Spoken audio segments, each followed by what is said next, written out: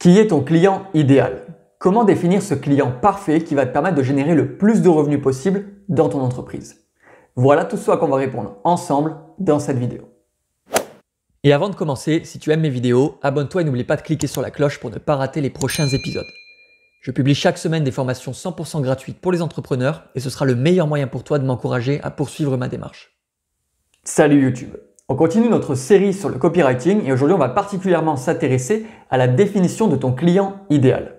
En effet, tu n'adresses pas tes pages de vente à n'importe qui, tu ne vas pas rédiger ton copywriting pour n'importe qui et il est donc primordial de définir quel est ce client parfait auquel tu vas t'adresser. Et du coup, en général, il y a une question que je pose à tous les entrepreneurs qui est « Quel est ton client idéal? Comment est-ce que tu le définis ?» Et les réponses que j'obtiens sont toujours les mêmes. Mon client idéal, je vais le définir avec des éléments démographiques. Ça va être un homme, une femme. Ça va être quelqu'un de plus ou moins âgé, donc je vais viser les 18-25 ans, les 35-40, les 55 et plus. Ça va aussi être quelqu'un de défini via sa provenance géographique, donc il habite dans telle région, il vient de tel pays, il habite dans telle ville. Ou encore, on va me définir le client idéal comme étant un client qui a une culture particulière. Par exemple, ça va être quelqu'un qui a plutôt un style un peu skater, ça va être quelqu'un qui aime la techno, ça va être quelqu'un qui, par exemple, je sais pas, est plutôt passionné de musculation.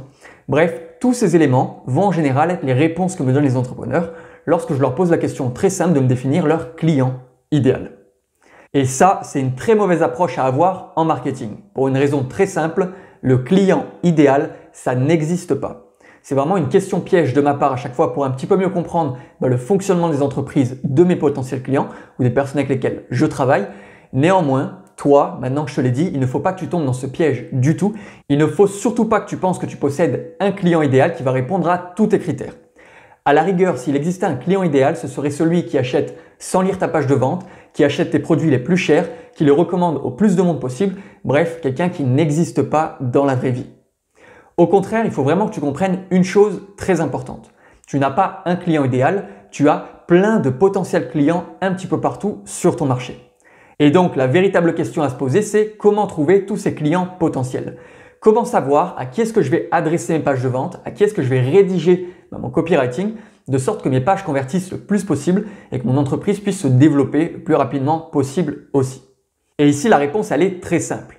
Tu ne dois pas t'intéresser à la démographie de tes clients à tout prix. Ça ne sert à rien de définir si c'est un homme, une femme, s'il a 25 ou 40 ans de prime abord. La meilleure chose à faire pour toi, c'est vraiment de t'intéresser à ses problèmes. Quels sont les problèmes que tu vas résoudre grâce à ta page de vente, grâce à ton offre du coup? Je te dis pas que c'est pas important d'étudier la démographie. Au contraire, il faut le faire dans une bonne analyse de marché. Néanmoins, si tu veux être un bon copywriter, si tu veux être puissant, performant dans ta rédaction, il faut à tout prix que tu comprennes que la chose la plus importante, c'est la définition des besoins de tes potentiels clients. Prenons un exemple très concret. Imagine que tu vends des écouteurs sans fil, que ce soit des AirPods ou d'une autre marque, peu importe. C'est un produit qui est relativement vague, qui va toucher énormément de personnes différentes et il sera impossible de définir quel est le client idéal. La plupart du temps, les entrepreneurs, quand ils ont un tel produit entre les mains, ils vont vraiment s'intéresser à l'élément le plus simple à cibler. En l'occurrence, la cible la plus facile à atteindre, ce sont les personnes qui vont chercher des écouteurs sans fil. Donc ça paraît logique, on va vanter la qualité du son d'un côté, l'aspect pratique des écouteurs sans fil face aux écouteurs avec un fil ou au casque. Et en général, les entrepreneurs vont aussi mettre en avant le côté moderne, design du produit en soi. Très bien. Eh bien ça, c'est du très mauvais marketing. Ça ne te permettra jamais d'avoir de bons messages de vente, des messages efficaces. Certes, tu vas toucher une toute petite portion de ta cible, donc les personnes qui vont chercher des écouteurs et qui les retrouveront chez toi. Néanmoins, si tu veux vraiment te développer à l'échelle, et je pense qu'en tant qu'entrepreneur, c'est ce que tu recherches à long terme, tu n'auras jamais la possibilité de le faire. Ton message de vente sera beaucoup trop vague, tes campagnes publicitaires vont devenir spammy à la longue, les gens auront vu et revu ton message plusieurs fois et tu ne seras jamais capable de toucher le plus de monde possible sur ton marché.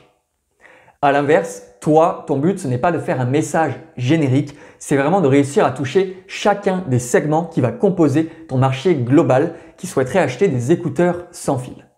Et là, j'insiste là-dessus parce que c'est vraiment capital et ce, quoi que tu vendes, des produits, des services, ton marché n'est jamais homogène.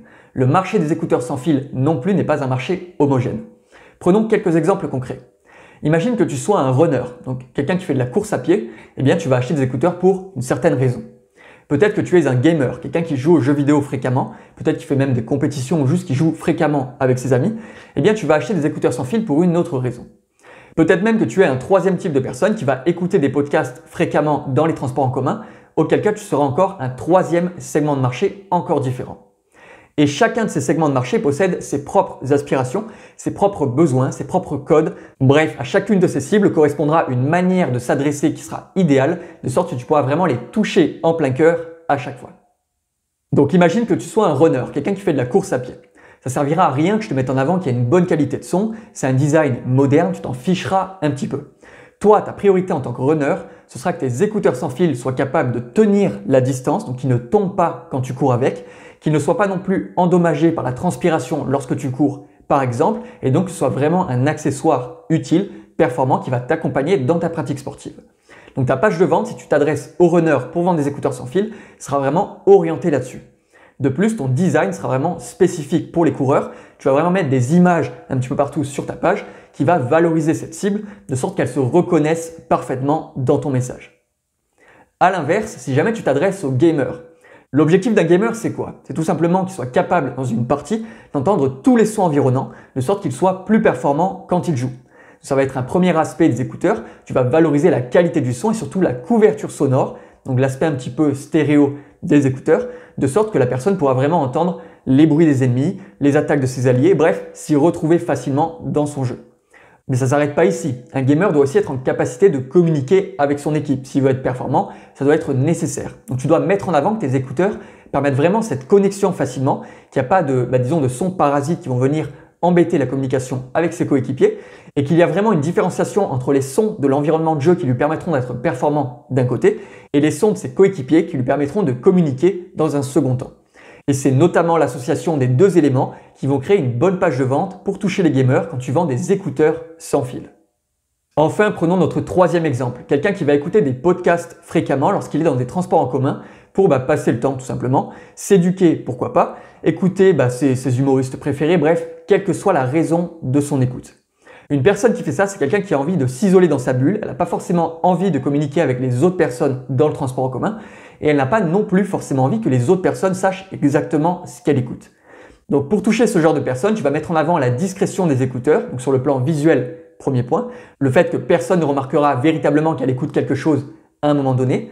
Tu vas valoriser aussi l'aspect sonore, donc la discrétion sonore de l'objet, et en l'occurrence le fait que lorsqu'elle écoute quelque chose, le son sera bien orienté dans ses tympans, donc vers ses oreilles, pour qu'elle soit la seule à entendre ce qu'elle écoute exactement, et que ses voisins ne soient pas en capacité ni d'écouter ce qu'elle écoute elle-même, ni de subir des sons qu'ils ne souhaiteraient pas entendre et ne pas être gênés par ces podcasts. Et avec ces trois exemples concrets, j'espère que tu comprends mieux que tu n'as pas un seul client idéal, mais que tu possèdes au contraire plein de clients potentiels sur ton marché. Et que tu vas donc adapter ton message de vente, ton copywriting pour chacun de ces clients. Donc ton premier travail sera véritablement de savoir identifier quels sont tous ces clients sur ton marché afin que tu saches exactement lorsque tu feras une page de vente auquel est-ce que tu vas t'adresser de façon précise. Là, je t'ai donné un exemple sur un produit, c'est exactement la même chose si tu vends des services, quelle que soit l'offre que tu vends en vérité. Typiquement, je fais des formations en ligne sur la chaîne YouTube, que ce soit le branding, le copywriting, le pricing, bref, plein d'éléments différents en marketing, eh bien, je m'adresse à plein d'entrepreneurs différents. Chacun y trouve son compte de façon précise, chacun vient chercher le contenu qui l'intéresse en fonction de son business model, mais aussi des éléments qu'il va vendre sur son site ou de façon physique. Et en vérité, il n'existe pas un marché homogène auquel proposer des formations en ligne. Il faut vraiment comprendre la réalité de chacun des entrepreneurs. C'est pas la même chose si tu fais du e-commerce, si tu vends des formations, si tu es coach sportif, si tu as un salon de massage. Bref, il faut vraiment être en capacité, si tu fais du copywriting ciblé pour augmenter les ventes de tes prestations, produits ou services, de comprendre exactement quelle est la problématique du client cible que tu vises. Donc retiens une chose capitale, il n'existe pas de client idéal, il existe plein de clients potentiels. Pour trouver ces clients potentiels, il va falloir que tu réfléchisses, que tu te creuses les méninges, tu fasses un petit peu du brainstorming afin que tu te poses et que tu réfléchisses à qui sera en capacité d'acheter ce que je propose à l'heure actuelle. Si jamais tu as des difficultés à ce propos-là, n'hésite surtout pas à regarder ce que font tes concurrents. Non pas pour copier leur méthodologie, copier leur marketing, au contraire, tu vas essayer de faire mieux qu'eux, de proposer ta propre solution, mais pour véritablement essayer d'identifier dans leur propre message quelles sont les potentielles cibles auxquelles eux-mêmes s'adressent. Peut-être que ça t'inspirera un peu plus sur la compréhension toi-même de ton marché. Et du coup, on en a fini pour aujourd'hui. J'espère vraiment que cette petite vidéo t'aura permis d'y voir plus clair à ce sujet, que tu ne feras plus l'erreur de chercher le client idéal à tout prix, mais qu'au contraire, tu vas être hyper niché dans tes messages de vente. N'hésite surtout pas si tu as la moindre question à contact@kennydunant.com ou alors directement dans les commentaires de cette vidéo, j'y répondrai avec grand plaisir. En attendant, je te remercie encore pour ton attention et du coup, tous les deux, on se voit ensemble dans la prochaine vidéo.